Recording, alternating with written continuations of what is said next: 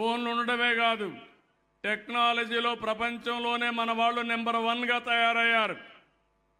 తయారయ్యి ఇప్పుడు ఇద్దరు ఎవరైతే చెప్పారు ఈ విధంగా ఏ దేశానికి పోయినా ఆ దేశంలో ఎక్కువ ఆదాయం వచ్చేవాళ్ళు ఎవరంటే దానికి చిరునామాగా భారతీయులు, ఇండియన్స్. అందులో అగ్రస్థానంలో నా తెలుగు జాతి ఉండడం నాకు గర్వ కారణం అని చెప్పి నేను మీకు మరొకసారి తెలియజేస్తున్నా.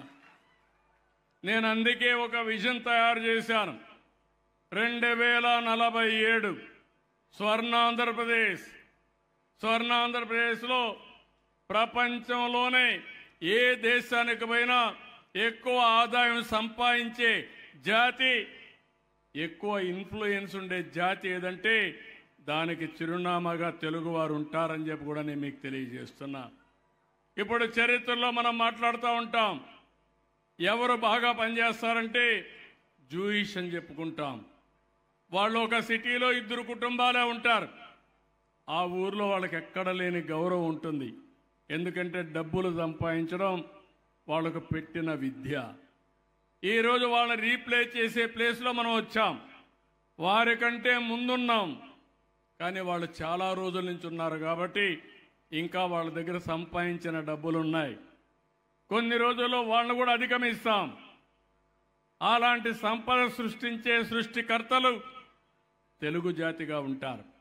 రెండోది గుర్తుపెట్టుకోవాలి, మీరందరూ ఇదే విధంగా సహకరిస్తే 2047కి భారతదేశంలో నెంబర్ 1 ప్లేస్ ఎవరిదంటే ఈ తెలుగు రాష్ట్రమైన ఆంధ్రప్రదేశ్దే ఉంటుంది. దీనికి కూడా చాలా స్పష్టంగా మైల్ స్టోన్స్ తయారు చేసుకున్నా. అయితే ఇంకొక విషయం కూడా మీరు గుర్తుపెట్టుకోవాలి, నేను అనునిత్యం ఆలోచించేది, నేను కష్టపడేది అందరూ బాగుండాలి. నేను అందరి వాడిని, ఏ ఒక్కరి కోసం నేను మాట్లాడడం లేదు. ఈ రాష్ట్రం కోసం మాట్లాడుతున్నా, 5 కోట్ల ప్రజల కోసం మాట్లాడుతున్నా. ఒక కన్న తండ్రి తన పిల్లల్లో ఎవరైనా బలహీనుడుంటే లేకపోతే దివ్యాంగుడుంటే ప్రత్యేకమైన శ్రద్ధ పెడతాడు.